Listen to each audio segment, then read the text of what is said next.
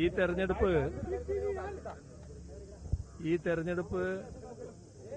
കേരളത്തിന്റെ ഭാവി നിർണയിക്കുന്ന അതിപ്രധാനമായ തെരഞ്ഞെടുപ്പാണ്. കാരണം നമ്മൾ ഒരു വികസിത കേരളത്തിലേക്ക് നല്ല ചുവടുവെച്ച് നിൽക്കുകയാണ്. ഒരുപാട് നേട്ടങ്ങൾ എല്ലാ മേഖലകളിലും കൈവരിക്കാൻ നമുക്ക് കഴിഞ്ഞിട്ടുണ്ട്. അത്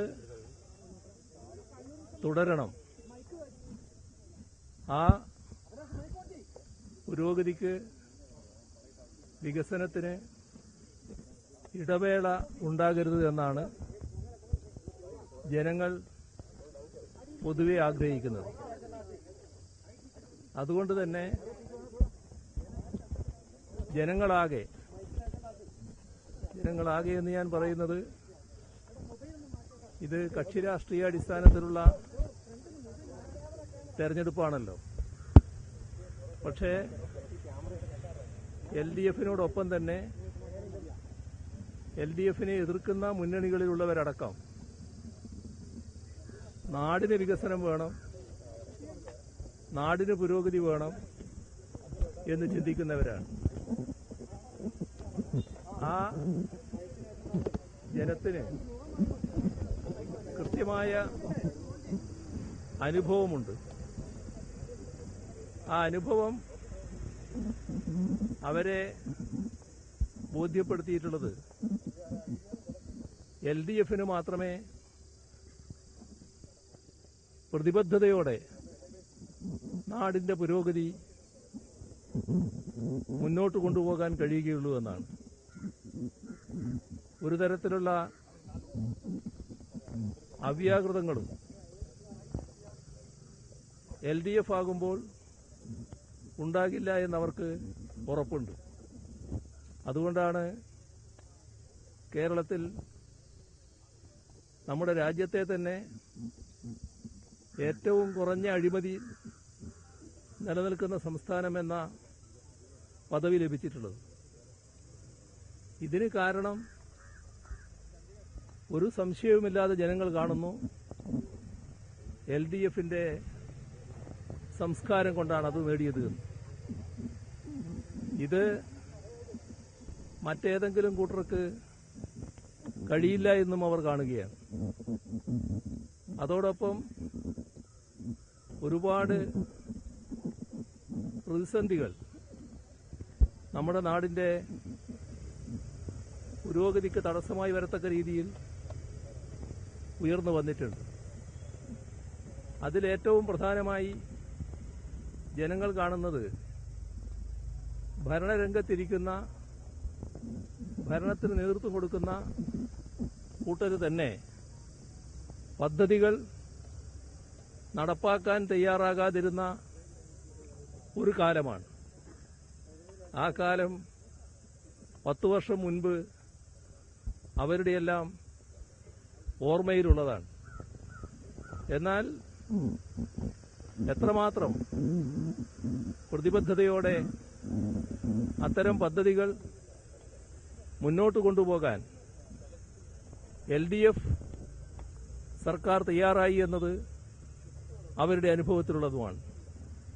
ഇത് താരതമ്യപ്പെടുത്തുമ്പോൾ ഈ കാലം, ഈ 10 വർഷം നാടിന്റെ വിവിധ മേഖലകളിലുണ്ടായ പുരോഗതി, അതിനടിസ്ഥാനം LDF ഗവൺമെന്റ് രൂപീകൃതമായതാണ് എന്നും അവർ കാണുന്നു. രാഷ്ട്രീയമായി അഭിപ്രായ വ്യത്യാസമുള്ളവരടക്കം സംസ്ഥാന ഭരണത്തിന് നേതൃത്വം കൊടുക്കുന്നത് LDF ആകണമെന്ന് ഇതെല്ലാം കൊണ്ട് തന്നെ ഉറച്ചു വിശ്വസിക്കുകയാണ്. അതോടൊപ്പം മറ്റൊരുപാട് പ്രതിസന്ധികൾ നമുക്ക് നേരിടേണ്ടി വന്നിട്ടുണ്ട്. നമ്മൾ ആകെ തകർന്നു പോകുമെന്ന ഘട്ടം വന്നിട്ടുണ്ട്.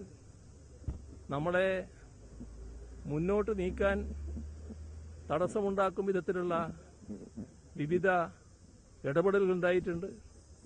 എന്നാൽ ആ ഘട്ടങ്ങളിലെല്ലാം വളരെ കൃത്യതയോടെ നാടിനെ മുന്നോട്ട് നയിക്കാൻ LDF-ന് കഴിഞ്ഞുവെന്നും അതെല്ലാം അതിജീവിച്ചുകൊണ്ട് എല്ലാവർക്കും മാതൃകയാക്കാവുന്ന ഒരു സംസ്ഥാനമാക്കി കേരളത്തെ മാറ്റിയെന്നും ജനങ്ങളാകെ കാണുകയാണ്.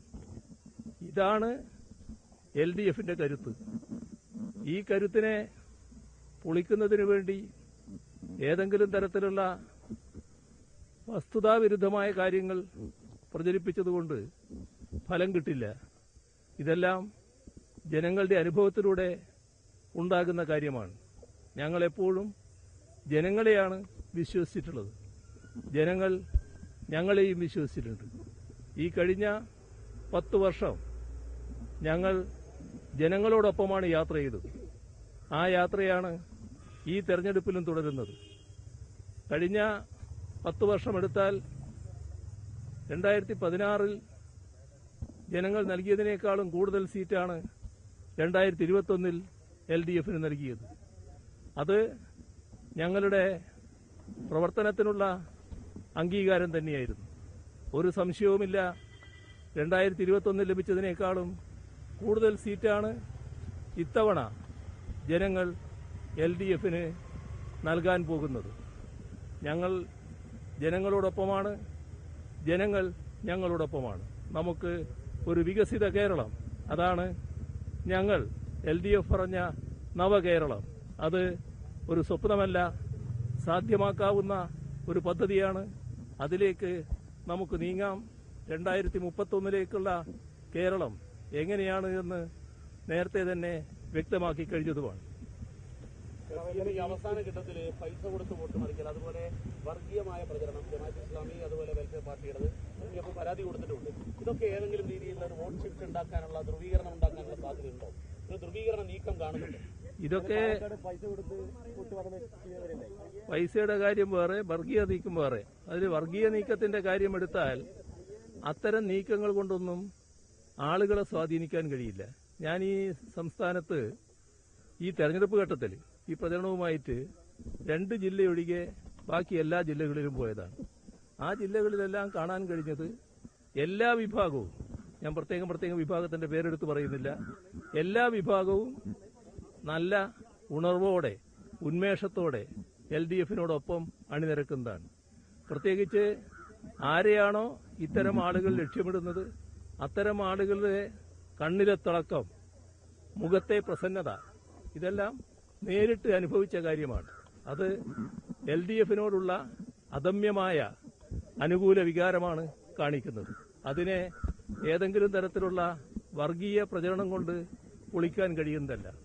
പൈസ, അത് കേരളത്തിന് പുറത്ത് സാധാരണ പലരും പ്രയോഗിക്കുന്ന കാര്യമാണ്. പക്ഷേ കേരള വോട്ടർമാർ എല്ലാ കാലത്തും പ്രബുദ്ധരാണ്. അത്തരത്തിലുള്ള പൈസ കൊടുത്ത് വോട്ട് സ്വാധീനിക്കുക എന്നത് അവര് നല്ലോണം ശ്രമിച്ചുകൊണ്ടിരിക്കുന്നുണ്ട്.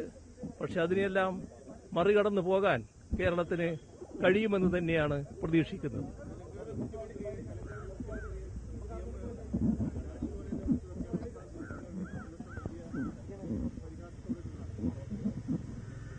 അതായത് ആ ഡാഷ് അവരവർ പൂരിപ്പിക്കേണ്ടതാണ്.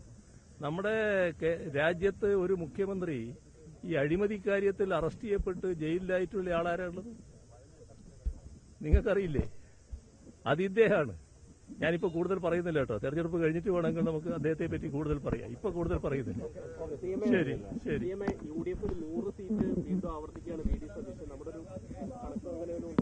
ഞാൻ പറഞ്ഞല്ലോ നിങ്ങൾ കണക്കൂട്ടിയാൽ മതിയല്ലോ. ശരി, ഓക്കെ. അത് തെരഞ്ഞെടുപ്പ് കഴിഞ്ഞിട്ട് ഞാൻ പറയാന്നാണ് പറഞ്ഞത്. അത് വോട്ടെണ്ണി കഴിഞ്ഞിട്ട് പറയാം. വോട്ടെണ്ണി കഴിഞ്ഞിട്ട് ഞാൻ പറയാ. അന്നേരം പറയാൻ നേരത്തെ ഞാൻ പറഞ്ഞിട്ടുണ്ട്. അതപ്പോ പറയാം. ഓക്കെ. CM വളരെ കൃത്യമായ 2 കാര്യങ്ങൾ പറഞ്ഞു. പൈസ കൊടുത്ത്